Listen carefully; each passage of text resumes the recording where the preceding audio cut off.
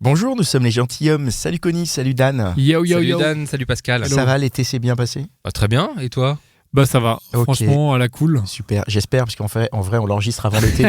Non, mais on va parler Alors, déjà aujourd'hui. surtout de l'été. On va faire un bilan des 8 épisodes de cet été, où on partait à la quête de l'homme idéal. J'espère que vous avez passé un bon moment à nous écouter. Nous, en tout cas, on a passé un très bon moment à le faire avec tous nos invités. Et là, on va essayer de faire un petit bilan, un petit débrief, histoire de dire est-ce qu'on a compris un peu c'est quoi l'homme idéal? Ouais, est-ce qu'il existe? Est-ce qu'il existe? Est-ce qu'il existe? Est-ce qu'il est ici autour de cette table? ça, on en est sûr, non? Ouais, il y en a trois. Il y en a trois quatre, hommes, pas quatre, pardon. Quatre. Et on va surtout, essayer. oui, est-ce qu'on a Peut-être compris? Rome, Est-ce quoi? qu'on a compris qui il est pour pour essayer de le reconnaître nous et puis vous aussi pour que vous puissiez le reconnaître? Oui, Dans la rue. ouais, puis qu'on puisse savoir si nous on en connaît. Peut-être que si on connaît un homme idéal, on peut dire à nos copines célibataires qui cherchent absolument l'amour entre guillemets, on peut leur dire tiens, peut-être que lui il correspond aux critères. Alors on y va, on attaque. Par quoi on Du coup là, on commence, fait un petit débrief de tous les épisodes. Ouais, c'est ça en gros, on vient rapidement sur tous les épisodes histoire de. Il faut voir un truc, c'est on a eu 2 points de vue à chaque fois sur un sujet et que c'est de la projection. Donc il y a quand même un truc à retenir déjà, c'est que quand c'est pas la se projeter- réalité, non, c'est ça que tu veux dire. Alors d'abord oui, c'est des envies, quoi. Des envies. Et puis surtout en fait le truc c'est qu'elles sont pas en couple avec l'homme idéal. Donc à chaque fois qu'elles se sont projetées, on n'était pas trop dans les situations de couple. Vous voyez ce que je veux dire en engagement.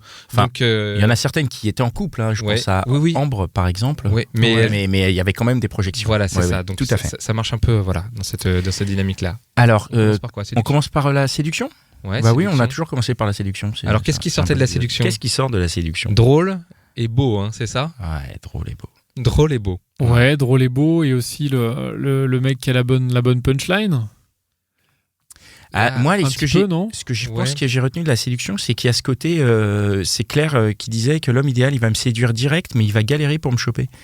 C'est-à-dire qu'il y a ce côté, pas coup de foudre, mais presque ce côté, tu sais hyper rapidement si cette personne a des chances ou pas. Ouais. Après, ça ne la concerne qu'elle, puisqu'on a eu d'autres expériences. Je pense à d'autres invités qu'on a enregistrés dans les épisodes qui vont venir, ou qui nous disent au contraire que forcément tu le trouves pas forcément bien, mais de fait de le connaître et de partager, il peut devenir beau. Mais dans ce qu'elle dit, Claire aussi, c'est elle qui attend. C'est ça qui est intéressant. Oui. C'est que c'est l'homme idéal, c'est lui qui vient quand même. L'homme idéal, il y va, quoi. Ouais. J'ai l'impression. Donc ça, c'est bon à savoir. Ouais. Et puis quand si vous voulez être l'homme idéal, faut y aller. Et puis quand elle dit beau, Pascal, c'est subjectif. Ouais, c'est subjectif. On peut pas le définir. Nous, on utilise ce mot beau, mais on sait très bien qu'il ne veut rien dire. Enfin, il y en a la beauté, c'est subjectif. Il y en a qui vont trouver beau certaines personnes ou belles, et chacun ses goûts, et on peut pas les juger, quoi. Il y a pas de beauté universelle. Bref, pour la séduction, on a tourné un peu en rond.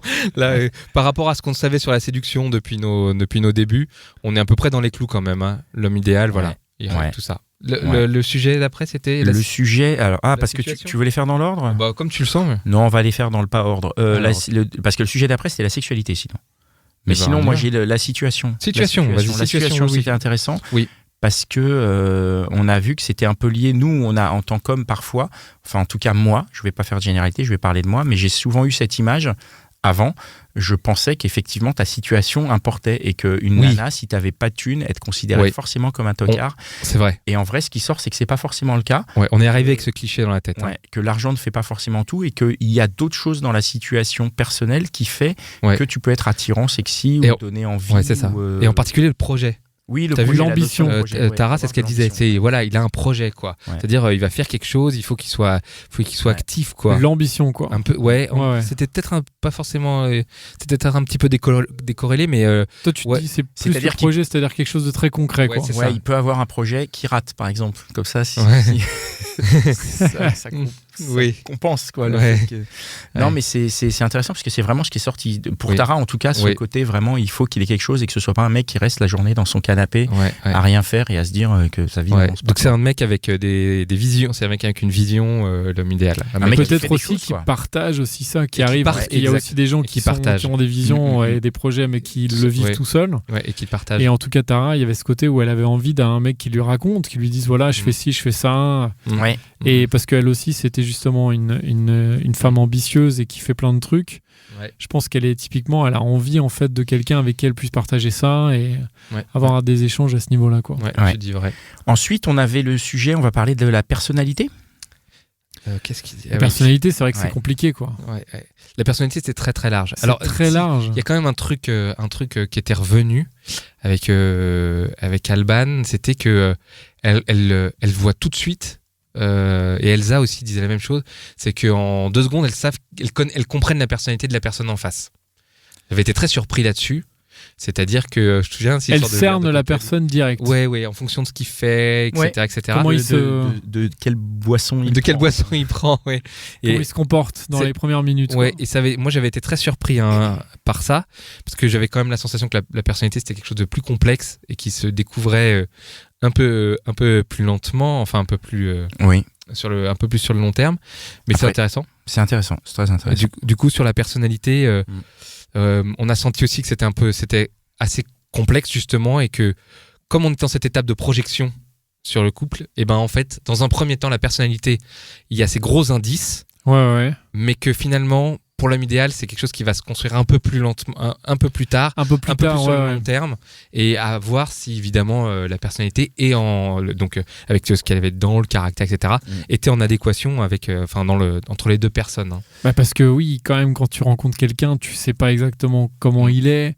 C'est-à-dire tu découvres un bout de la personnalité, mais c'est ce que la personne veut bien te montrer. C'est vrai, c'est ce qu'on se disait avec Alban et Elsa. Exactement, c'est ce qu'elle veut bien te montrer. Et ce qu'elle veut bien te montrer, et puis tu te retrouves des fois à te mettre avec quelqu'un, et puis 3 mois après à découvrir que la personne est quand même un peu égoïste, ou alors qu'elle, je sais pas, elle fait ci ou ça. Exactement. Et ça, c'est des trucs malheureusement que tu peux pas contrôler. Et c'est vrai que quand tu te projettes avec un homme idéal, tout est parfait. Mais en fait, c'est quasiment impossible de le prévoir, en fait. Même si, en fait, là, ce que nous disaient Elsa et Alban, c'est côté plutôt instinctif. De se dire, tiens, il est comme ci, il est comme ça va matcher avec moi. Mais moi, personnellement, j'ai l'impression que c'est quand même un peu au pif, et c'est un peu, en fait, on a un bon feeling, allez hop, on y va. Ouais, c'était comme ça. Très bien. Ensuite, on parle de la communication. On avait Émilie et Paola. Oui, alors pour elle, ce qui était important, c'était le partage. Oui, c'était en fait ce qu'elle disait, c'était elle a besoin d'entendre ce que le mec pense, il ressent, il veut faire ou pas faire sur des choses même basiques. C'est-à-dire qu'il y a vraiment ce côté de dire les choses. Quand elles conviennent et aussi quand elles ne conviennent pas. Et je pense que, moi, ce que j'en retiens, c'est ce côté ne pas juste suivre, quoi. Ne pas dire, tu vois, si quelqu'un dit on fait ça, puis mais non, en fait, si t'en as pas envie, de pouvoir le dire, de dire bah non, j'ai plus envie de faire ça. Je pense que c'est ça. Et puis puis il me semble qu'on avait aussi cassé un peu ce cliché du j'ai pas besoin de te le dire pour que tu le saches.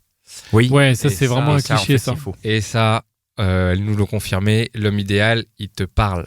Et il te demande, et vice-versa, et on échange. Et ça me fait penser à une petite anecdote qui a peut-être du sens. J'en discutais récemment avec une copine qui me disait que entre femmes apparemment, les copines vont plus se raconter un peu les histoires de les problèmes qu'elles ont en couple et tout, alors qu'elle pense qu'entre mecs on en discute moins. Alors je sais pas si vous en discutez avec vos copains, vous discutez de vos problèmes de couple, et du coup sa réflexion, c'était de dire, en fait, dans un couple, c'est hyper important, en fait, pour le mec de discuter de ces trucs avec sa copine, parce qu'en fait c'est le seul échappatoire qu'il va avoir à ses problèmes, ça va être d'en discuter avec sa copine. Et du coup, d'être en face d'un mec qui ne parle pas de ses problèmes, ça va être compliqué. Je sais pas si c'est très clair. Je crois que c'est clair. Qu'est-ce que vous en pensez? Mais c'est vrai que ça va dans le sens en fait de ce que disait Paola et bien sûr. Et je sais plus qui était avec Paola et Émilie. Donc voilà, il faut communiquer, même si on est un peu dans le cliché, mais tout à fait. On avait ensuite abordé la sexualité avec Élise et Caroline. Bah oui, où il était question de confiance et de l'absence de jugement dans le ce qu'elles attendaient de cet homme idéal, c'est que justement dans leur sexualité, quand elles arrivent avec leur sexualité, leur bagage, je vais dire sexuel, qui est pas de jugement sur tous les goûts sont dans la nature, on l'a vu. On a eu 2 invités qui se sont plus ou moins livrés d'ailleurs. On a bien senti qu'elles avaient 2 sexualités complètement différentes, mais elles attendent la même chose, c'est que elles attendent l'écoute. Et elles attendent évidemment de l'écoute pendant pendant l'acte, Et puis a priori, a posteriori et tout ça. Oui.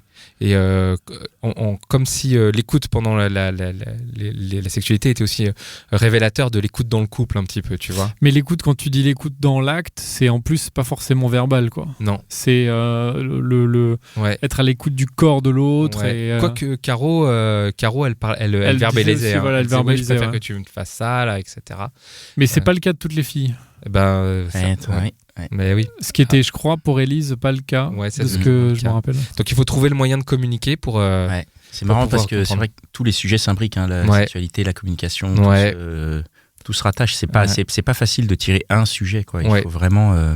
Le canevas va se mettre en place pour notre homme idéal. Ouais, on avait parlé aussi de l'entourage. Le portrait robot de l'homme idéal. Ouais, le portrait robot de l'homme idéal. Alors l'entourage, c'est marrant parce que elles nous ont dit c'est pas forcément le plus important. Non. Ouais.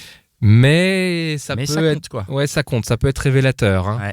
C'est pas le plus important parce qu'on a bien senti dans les deux et Tara en particulier que vraiment il y avait la relation d'abord au centre du truc, que si ses copains c'est des abrutis, on a senti ce truc là, mais que quand il faut passer à la famille, là ça devient sérieux là.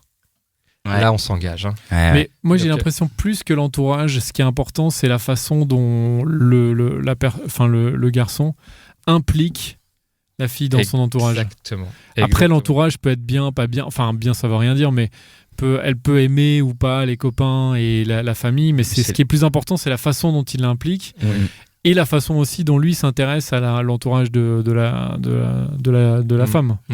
C'est-à-dire qu'elle a surtout envie d'une implication et d'un intérêt, quoi.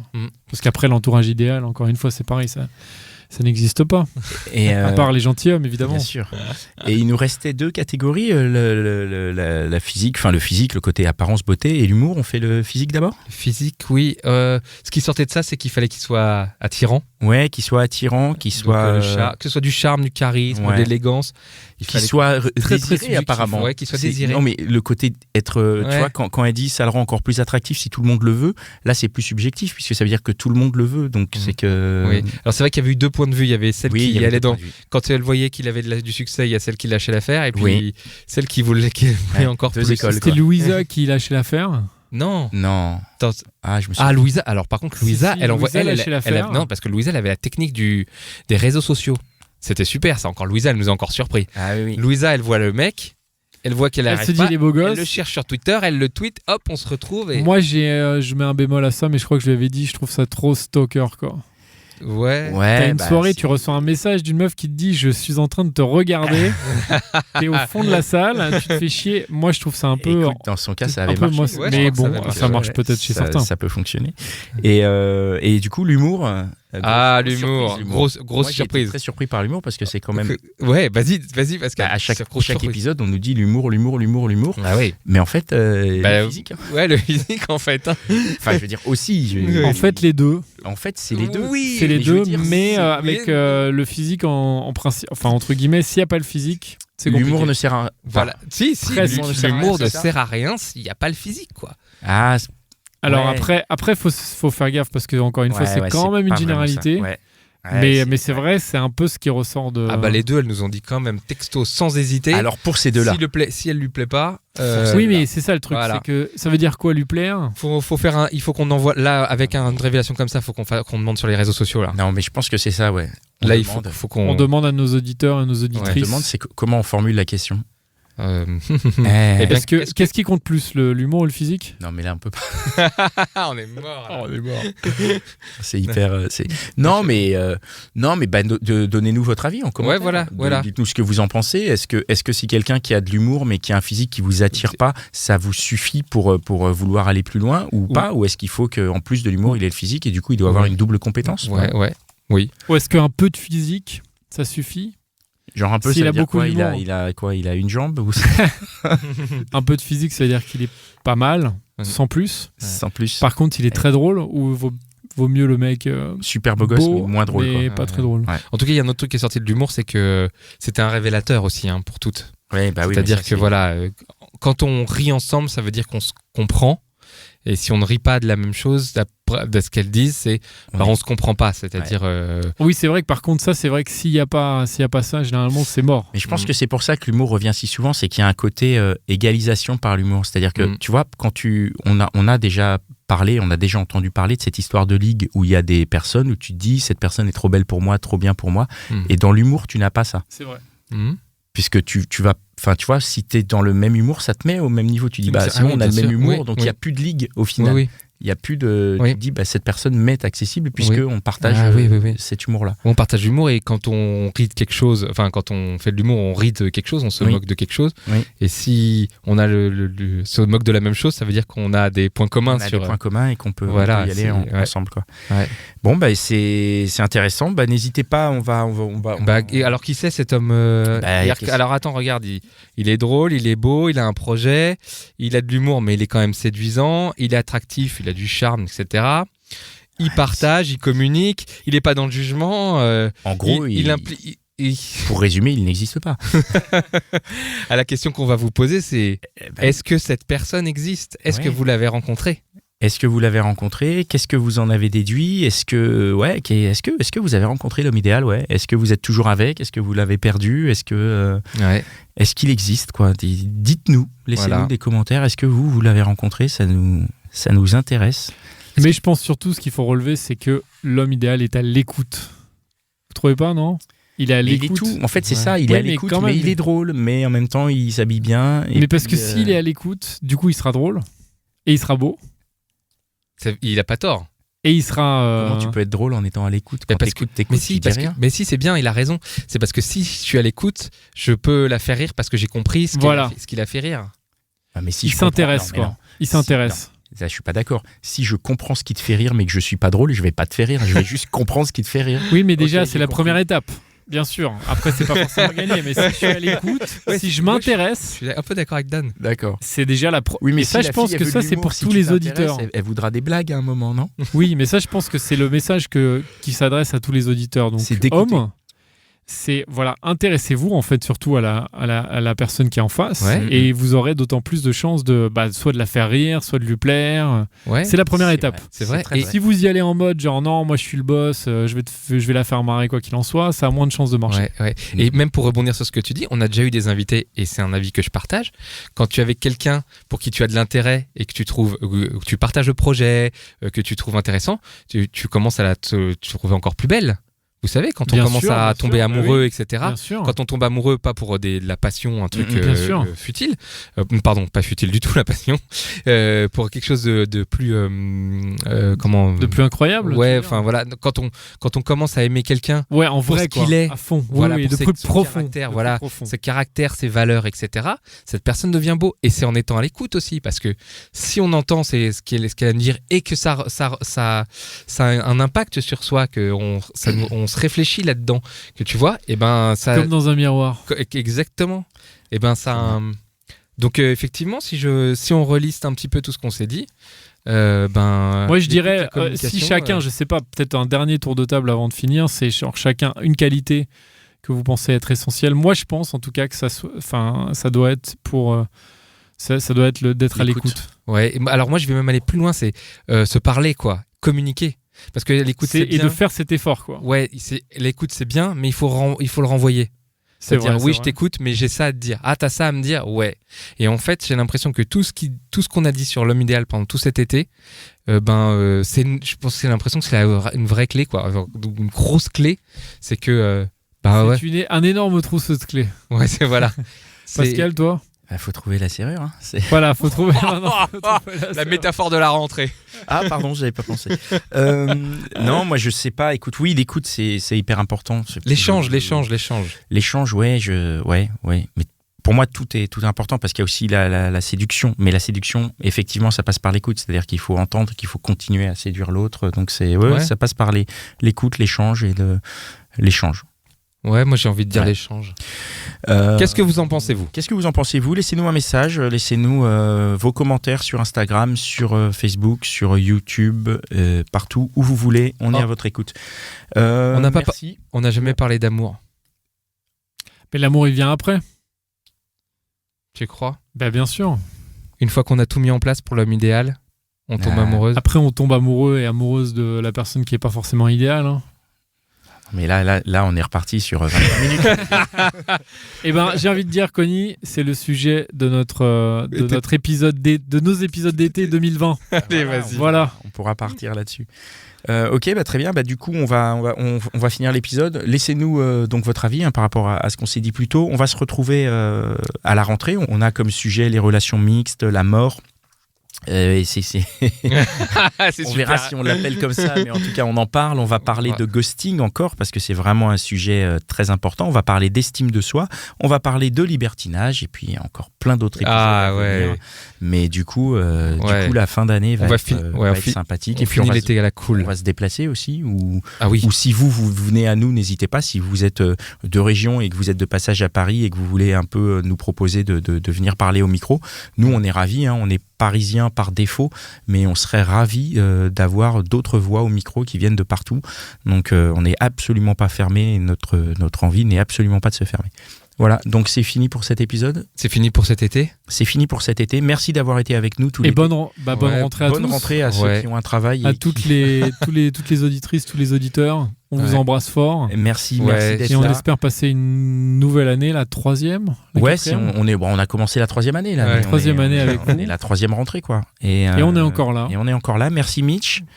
Merci Jojo et merci à nos tipeurs, nos fabuleux tipeurs qui mettent tous les mois, qui mettent un certain montant. Donc encore une fois, il y a toujours ce décalage entre l'enregistrement et la diffusion. Donc il y a des tipeurs qui sont peut-être plus récents que je ne vais pas citer aujourd'hui. Je les citerai une prochaine fois, mais merci à eux parce que c'est vraiment super cool. Merci beaucoup.